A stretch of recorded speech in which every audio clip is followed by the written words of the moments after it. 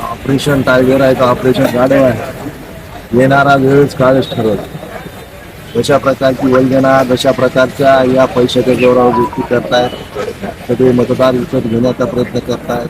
17 ठिकाणी निवडणूक लागली होती, कित्येक ठिकाणी ती निवडणूक झाली, कित्येक ठिकाणी वापस घेण्यासाठी लोकांवर दबाव टाकण्यात. खऱ्या अर्थानं लोकतंत्राची हत्ती आहे. पण परभणीकरांनी दाखवून दिलेल्या निवडणूक काय असते. पण खऱ्या अर्थानं चोरस ही परभणीतच आहे. परभणीमध्ये लोकतंत्र वाचवण्याचं काम या सगळ्यांनी लोकांनी केल्याबद्दल त्यांनी आभार व्यक्त करतो.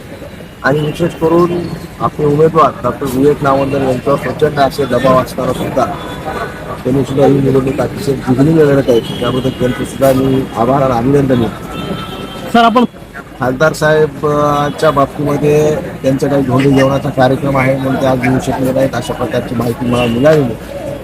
आणि पक्षश्रेष्ठी त्याबद्दल काय निर्णय घ्यायचा ते घेऊन मी त्याबद्दल काही बोलू शकतो. शहरात सकाळी सगळ्याच्या गेलेला माझ्या लक्षात येत नाही.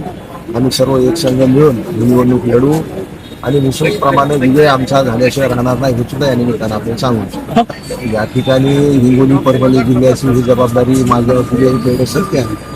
तरी दोन्ही जिल्ह्यामध्ये जे काही नगरसेवक असतील, जे काही जिल्हा परिषद सदस्य असतील, जे काही मतदार असतील, त्यांना एक संघ करून मतदार कमी असल्यामुळे आमच्याकडं विशेष लक्ष देऊन ही निवडणूक आपण कशी जिंकता येईल याची रणनीती करण्यासाठी मला थोडं पुढाकार घेण्यात सांगितलं झालं. खऱ्या अर्थानं विचाराविरुद्ध लक्ष्मी अस्त्र असं हे आजची लढाई आहे.